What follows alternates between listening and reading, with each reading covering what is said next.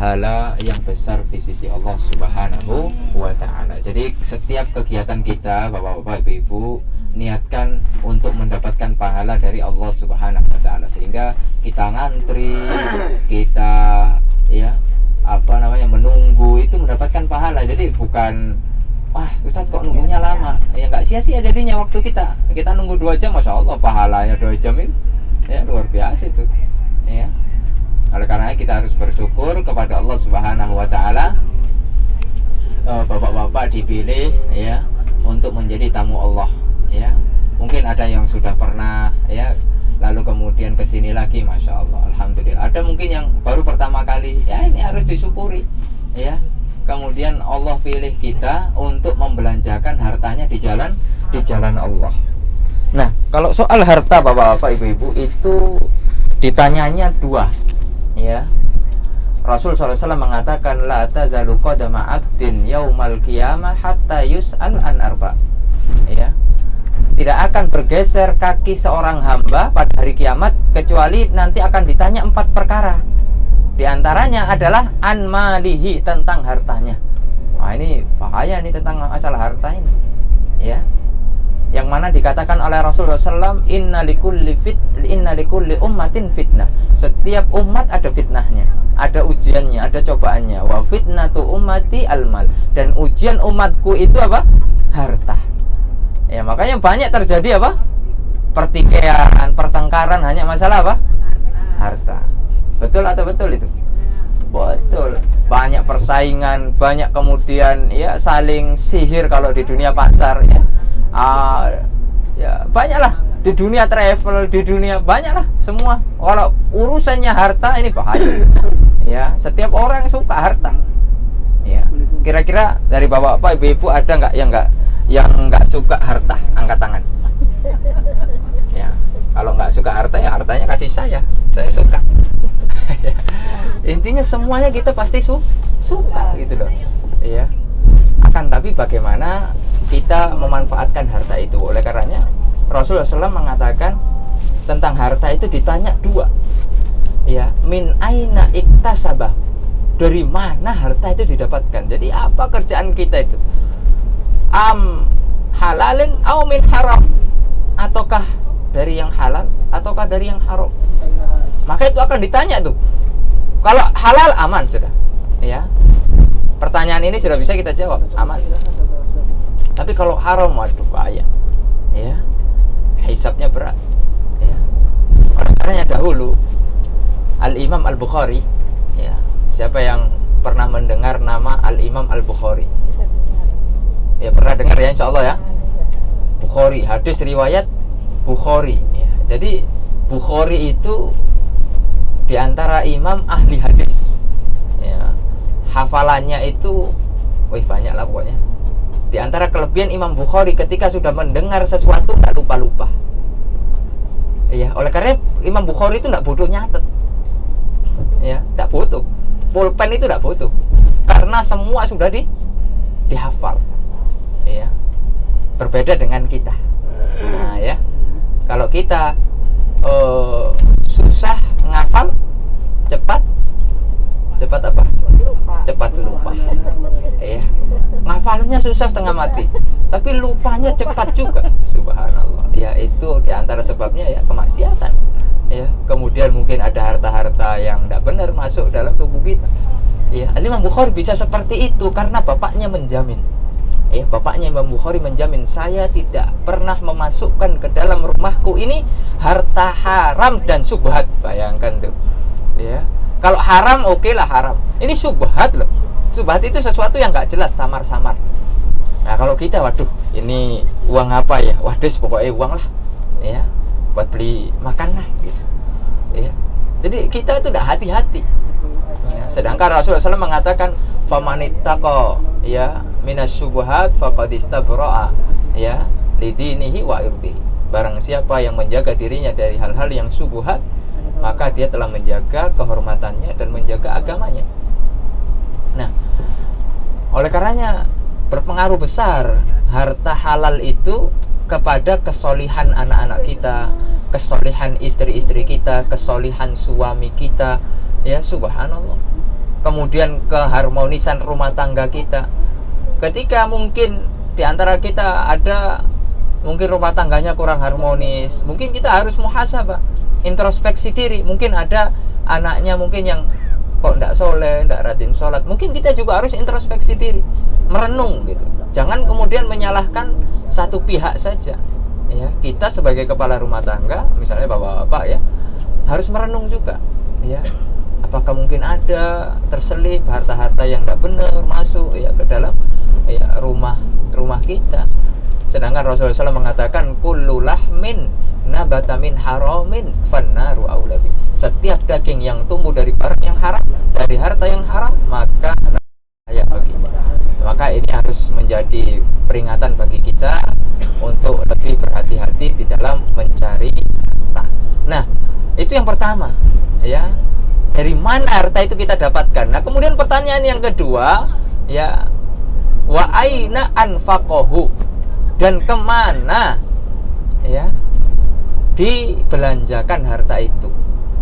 Ya, alhamdulillah ya, bapak-bapak harus bersyukur kepada Allah, bapak-bapak membelanjakan harta bapak-bapak dan ibu-ibu untuk umroh. Ya, subhanallah ya. Dan ini nggak setiap orang bisa loh, ya atau tidak? Banyak orang yang kaya, tapi mau umroh berat, mau haji berat, ya. Karena memang ini semua itu hidayah dari Allah SWT, bukan karena pengen, ya pengen pasti, cuma ada kehendak Allah di situ, ya, taufik dari Allah Subhanahu Wa Taala. Jadi bukan karena saya ya umroh itu gampang, pokoknya punya duit aja, belum tentu, ya. Belum tentu punya duit aja bisa umroh. Banyak kok, ya, yang dia bisa beli mobil, bisa beli rumah, ya. Tapi untuk menyisihkan hartanya sedikit untuk umroh nggak bisa. Makanya bapak-bapak patut bersyukur, ibu-ibu patut bersyukur kepada Allah, ya, ketika dipilih, ya, kemudian membelanjakan hartanya di jalan Allah Subhanahu Wa Taala. Kira-kira umroh ini jalan Allah atau jalan setan? Ya pasti jalan Allah lah, ya. Oleh karenanya itu yang patut kita syukur. Dan tidak ada ceritanya orang habis umroh jatuh miskin. Pernah kenal nggak ada orang habis umroh jatuh miskin? Ya, Ustadz, tapi uangnya berkurang. Ya iya pasti tak. Ya, kalau misalnya tabungannya 100 juta dibuat umroh 30 juta, buat oleh-oleh 10 juta, buat ongkos 10 juta, taruhlah 50 juta, ya, taruhlah 50 juta habis, sisa Ustadz, buktinya cuma tinggal 50 juta. Naam. Ya, siapa yang kemudian mengatakan akan bertambah 150 juta? Ya, tapi yang dimaksud yang tidak akan menjadi miskin di akhirat. Nah, itu kan paling penting itu. Dan kemudian akan dilipat gandakan ketika di dunia pahala kita, dan kemudian akan dibukakan pintu-pintu rezeki. Ya, dan itu sudah banyak Pak, terbukti. Yang mengatakan tidak akan miskin itu bukan saya. Ya, ini Ustadz promosi nih karena punya misalnya jadi pembimbing umroh ya. Ya, Rasul SAW mengatakan apa? Ya, tabi'u bainal haji wal umroh. Ikutilah oleh kalian antara haji dengan umroh, yaitu berusaha untuk pergi haji atau umroh. Fa innahuma, karena haji dan umroh yanfiyanil faqra wad dunub, akan menghilangkan kefakiran dan menghilangkan dosa-dosa. Subhanallah. Ya. Jadi ketika bapak-bapak pergi umroh itu bukan hanya dapat pahala aja, tapi dosa-dosa kita akan dihapus oleh Allah Subhanahu wa Ta'ala. Ya, oleh karenanya yang paling penting dan sangat penting, jaga niat. Nah, ini paling penting nih. Ya, karena semua itu tergantung dengan niat kita. Innamal a'mal binniyah. Ya, dalam sebuah kaidah fikih itu al-umuru bimaqasidiha. Ya, setiap kegiatan itu tergantung untuk apa. Kalau kegiatan kita semuanya itu karena Allah, hanya mengharapkan wajah Allah, ridha Allah, ya, maka kita akan mendapatkan apa yang akan, ya, Allah Subhanahu wa Ta'ala janjikan, ya, yaitu berupa pahala yang besar, ya, yang akan kemudian bisa menyelamatkan kita nanti, ya, di di akhirat kelak. Karena ketika nanti kita sudah wafat, Bapak Ibu, harta kita, anak-anak kita, istri kita secantik apapun, suami kita seganteng apapun, itu tidak bisa menolong kita masing-masing. Ya, masing-masing. Rasulullah SAW mengatakan. Jadi yang saya sampaikan itu bukan karya saya, Pak, tapi saya hanya menyampaikan apa yang Rasul SAW sampaikan. Ya, ibaratnya penyambung lidah sajalah. Nah, Rasul SAW mengatakan apa? Ya, yatba'ul janazata salasun. Jadi jenazah itu nanti akan diikuti 3 hal, Pak, ketika wafat. Ya mungkin Bapak pernah mengantarkan ya jenazah. Itu akan diikuti 3 hal, pasti itu. Ya. Yang pertama apa? Maluhu, hartanya.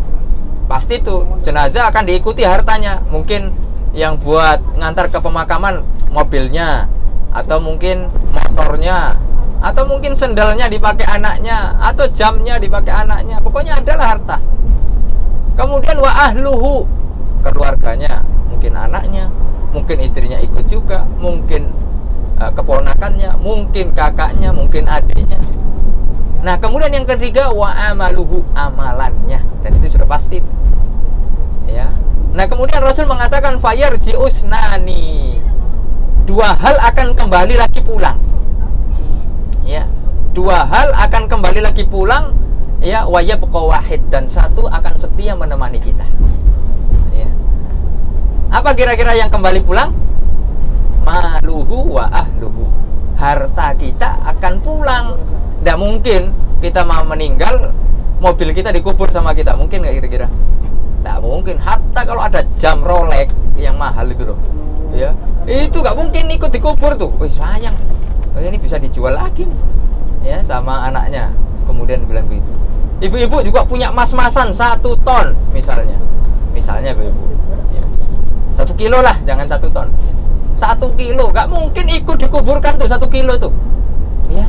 Pasti nanti, ya, kalau misalnya bapak-bapak, ibu-ibu, ya, anaknya tidak soleh-soleh, pasti bakal rebutan tuh, ya. Ini punya saya, subhanallah. Pakai suaminya buat kawin lagi. Nah, pakai suaminya buat kawin lagi katanya. Wah, coba ini. Ya. Wah, ini bukan saya, ini request dari Pak Haji. Jadi, subhanallah. Nah, harta kita pasti akan pulang. Keluarga kita begitu juga. Makanya saya katakan apa? Ya, secantik apapun ya istri kita, seganteng apapun suami kita, ya seimut apapun anak-anak kita, pasti mereka akan pulang. Nggak mungkin, walaupun 1 menit mereka mau menemani kita dalam kuburan, nggak mungkin, mustahil. Katanya mungkin cinta mati. Wah, ya dah. Ya, udah, kalau sudah meninggal sudah. Ya. Oleh karenanya yang bermanfaat hanya doa-doa mereka. Adapun jasad mereka ya tidak bermanfaat, gitu loh. Kemudian harta kita, kalau kita tidak infakkan di jalan Allah, tidak akan bermanfaat, ya. Akan jadi rebutan, itu punya orang jadinya. Nah, oleh karenanya wa yabqa wahid, ya, yang setia menemani kita adalah pundi-pundi amalan soleh kita. Ya, makanya ya, di dunia itu kita lah perbanyak amalan soleh. Ya, amalan soleh itu bisa diterima oleh Allah Subhanahu wa ta'ala. Ada 2 syaratnya. Yang pertama, kita harus ikhlas, tidak ada niat yang lain-lain ketika beramal soleh. Ya, niatnya ya pengen dapat pahala dari Allah, pengen dapat ridho Allah. Ya, kemudian yang kedua, amalan yang kita lakukan ya mengikuti apa yang diajarkan oleh Rasulullah Sallallahu Alaihi Wasallam. Misalnya dalam sholat, ya, dalam sholat misalnya semangat. Ustadz, saya kalau subuh itu semangat, Ustadz. Ya, masya Allah, seger baru bangun tidur. Ya, tapi kan Nabi kan sholatnya cuma 2 rakaat, Ustadz. Ya, bagi saya itu kurang, Ustadz. Saya pengennya 4. Ya, saya pengen 4. Ya ikhlas tuh, saya ikhlas, Ustadz, insya Allah. Tapi saya sholat subuhnya 4 rakaat. Nah, kira-kira sholatnya diterima oleh Allah atau tidak? Ayo. Sekarang jawabnya nggak apa-apa, salah-salahan wis, jawab. Pokoknya jawab. Kira-kira diterima atau enggak? Ya. Ya nggak diterima itu. Itu kan secara inilah. Kita secara fitrah lah bisa menjawab gitu. Pasti kita juga akan mengingkari. Misalnya suami kita sholat subuh 4 rakaat. Loh, sholat subuh 4 rakaat. Loh, saya kan semangat. Loh, juga oleh. Ya tidak boleh. Ya, itu secara fitrah begitu. Ya. Makanya Bapak Ibu, ya itulah karena Rasulullah SAW itu kata para ulama al-mizan al-akbar, yaitu timbangan dari segala apa yang akan kita lakukan.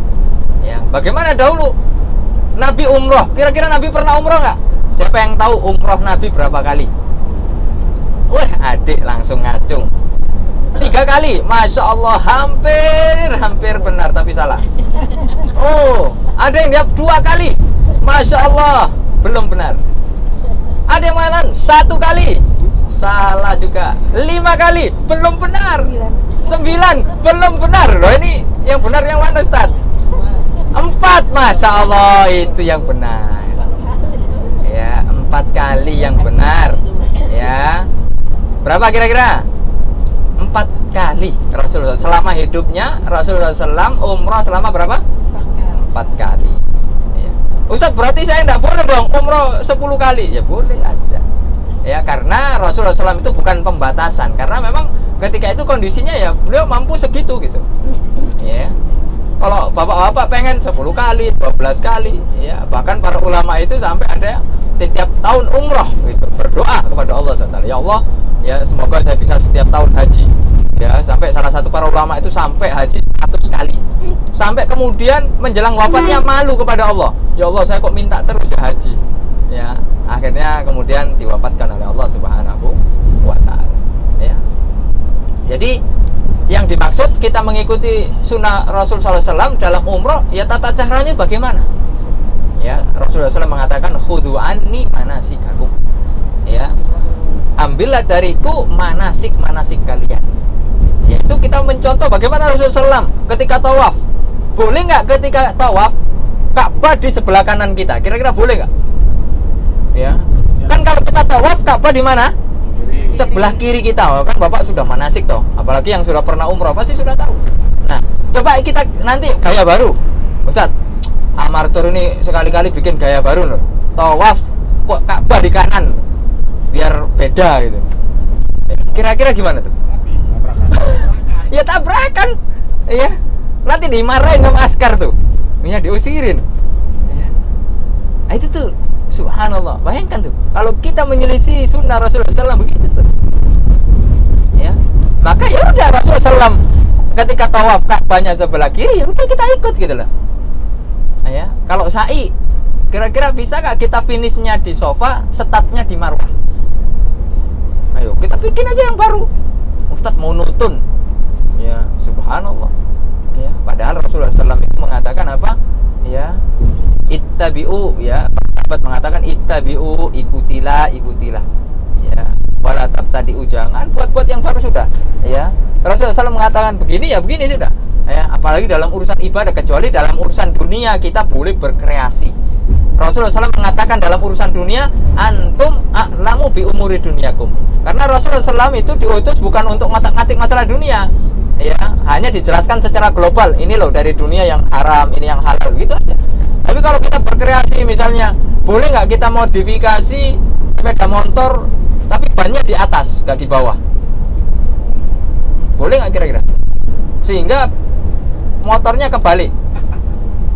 Ya boleh aja, terserah kita. Itu urusan dunia kok. Ya, boleh nggak kita mau modifikasi setir itu di tengah? Jadi yang nyetir ini bukan di depan lagi, di tengah sini misalnya. Ya nggak apa-apa. Itu urusan dunia. Ya. Misalnya kemudian kita pakai pesawat, itu kan urusan dunia saja. Ya. Oleh karenanya, nah itulah sedikit ya pengantar untuk kita, semoga menambah semangat kita lah. Ya, kita harus bersyukur itu tadi. Ya, bapak-bapak insya Allah hartanya ini fisabilillah. Ya, sehingga nanti ketika ditanya di hadapan Allah kemana dibelanjakan, bisa jawab untuk umroh ya Allah.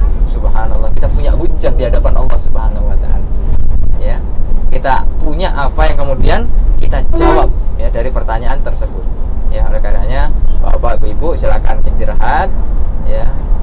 Semoga perjalanan kita lancar ya. Nanti kalau sudah sampai rest area nanti insya Allah kita berhenti sama-sama, kita sarapan sama-sama. Barakallahu fikum, kurang lebihnya mohon dimaafkan ya. Mungkin terlalu panjang ya, nggak apa-apa. insya Allah nanti kita lanjutkan di beberapa kesempatan di Madinah ataupun di Mekah. Ya, wassalamualaikum warahmatullahi wabarakatuh. Waalaikumsalam.